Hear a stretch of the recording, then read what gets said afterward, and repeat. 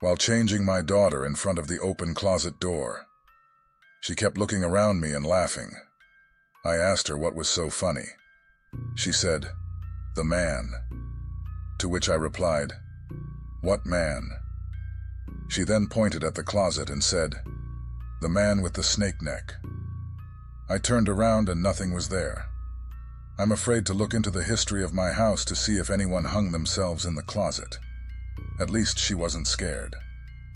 My coworker's 4-year-old daughter always thought that the rattling of the water pipes in the kitchen cupboards were white wolves, and the sound always scared her. One day she was sitting at the kitchen table and she said, "Mom, the white wolves aren't bad. They're our friends." Her mom encouraged the idea by saying, "Yes, the white wolves are protecting us. They are our friends." Then her daughter added in, "They're our friends, but not the man who crawls on the floor and stands by my bed." I work in a preschool. Creepy things get said and done all the time. The one that sticks out to me happened last year. There is a small kitchenette area in our classroom that the kids use during free time for playing house or whatever pretend games they can think of. There was one little girl that I was keeping a close eye on, mostly because of how withdrawn from the other kids she was. I noticed she was playing with a baby doll in the kitchenette, rocking it back and forth and singing to it. She then took the baby, shoved it into the play oven, and slammed the door shut. She turned around, looked straight at me and said, "Sometimes bad babies go in time out," in the creepiest little girl voice I've ever heard before, smiling and running off. That one kind of shook me. When my son was little, maybe 3, he used to do this weird crawl where he would slide his forehead along the floor.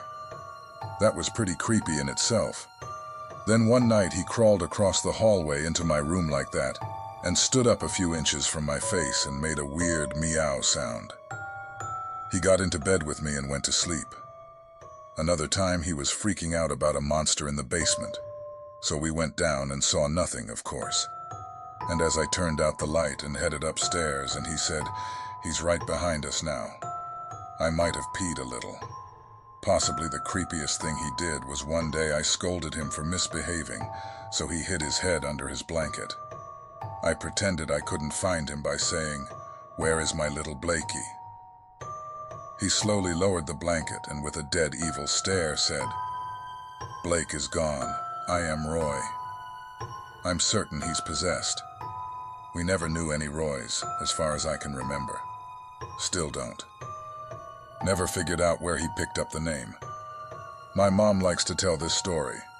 Apparently, when I was 5 or 6, I told her that aliens had stolen her real son and replaced him with me, an exact copy. Someday, I would return to my home planet. But she shouldn't be sad, because her real son had a good life in our zoo. My 3-year-old nephew was at my cottage. He's asked me numerous times about the girl over there while pointing at one of the back bedrooms. The place is small, and there is definitely nobody there, so I just dismiss it as a really active imagination. He has lots of imaginary friends. Then some friends are visiting, and they have a daughter around the same age. She has never met my nephew. Twice in one day, she asked about the pretty girl, while pointing at the exact same room. Definitely caught me out, and I didn't know what to think. Then at Christmas, my family was over at my place, and my nephew pointed at a picture of my wife and asked if she was coming to visit us here, or does she just stay at the cottage? My wife died 10 years ago. Personally, I don't really believe in paranormal stuff, so it's probably just my logical brain putting together a bunch of kids' ramblings, but it definitely got my attention. About 8 years ago, I was home on R&R from Iraq and hanging out with my 5-year-old niece. We were going to get ice cream or something, and our conversation goes something along the lines of, "She. Do you get ice cream over there?" I think she means Iraq. Me. Yes, but I don't really eat it. She. They said they'd be back for you. I'm glad you escaped. When they take you again, don't eat the ice cream. The aliens just give it to you because they like fat animals in their zoos. They won't come for me again because they said I'm never going to get fat.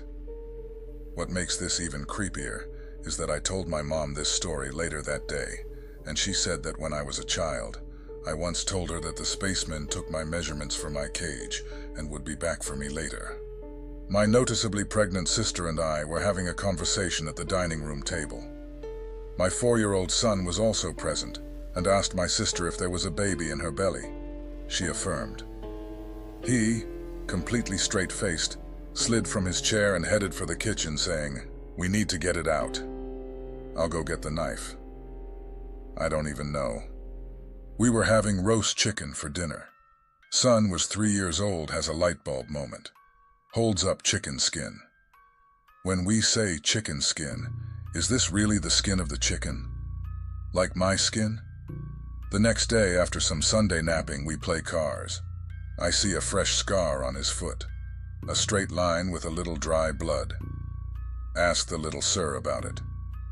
I cut myself. I took a knife because I wanted to see what my meat looked like under my skin, but it hurt a little, so I stopped. I still don't know. Good thing he didn't want to see his sister's flesh. My wife was getting my 2-year-old son up one morning. He was standing in his bed crib. As she said good morning and walked over to him, he picked up her shirt a little and crooked his head to the side. She asked him what he was doing, and he said, "Looking for my baby sister in your tummy." She laughed it off as a weird kid imagination thing. We found out later that at the time she was 2 weeks pregnant, and it was, in fact, a girl. We are due in September. We had never really had the talk about where babies come from, nor did we talk about having another child at all around him. So spooky. A good friend of mine and her husband bought what is considered an old house around here. Western Canada, not many houses over 100 years old. They were renovating the basement one day while I was visiting. I was down there alone with their son, who was barely 2 at the time, and could not yet speak in full sentences. He took my hand and led me over to a brick chimney-like thing with a rusty metal door on it. He looked up and said, "That's where the dead babies go." I was horrified. Firstly, because, like I said, the kid could barely talk, let alone say something like that. I doubt he even knew what dead meant. I'm positive that no one would have told him that, and there were no older kids around that would have said that as a joke. Still creeps me out to this day. When my daughter was around 4 or 5, we lived in a house that had been converted into 3 separate apartments. We lived in the basement portion. Because of the way they converted the house, there was a small recessed area under one of the stairways that formed a small closet storage space in her room. One night while she was getting ready for bed, I overheard her talking to someone in her room. I poked my head in and asked if she was calling for me. Her words, "No." I was talking to the little boy who lives in my closet. He's dead. My daughter said to me that there is a woman who watches her watch movies in her room and sleeps on the ceiling above her bed when she sleeps. She also says it does not like me and wants to eat my heart. My kid watches Elmo and Dinosaur Train. Where in the hell did she get this from? So a friend of mine was 6 years old when she told her mother that the lady who used to live here told me that she hates the wallpaper and that you are covering her note. My friend's mom just thought it was make-believe rambling and forgot about it. Well, 12 years later, when the mom is redecorating and taking down the wallpaper in the attic, she finds a death note scratched into the wall. The mom freaks the F out and calls my friend and starts crying, asking if she remembered anything more about the woman who spoke to her. My friend starts to recall the woman and starts to freak out, saying she only remembered talking to her in the attic.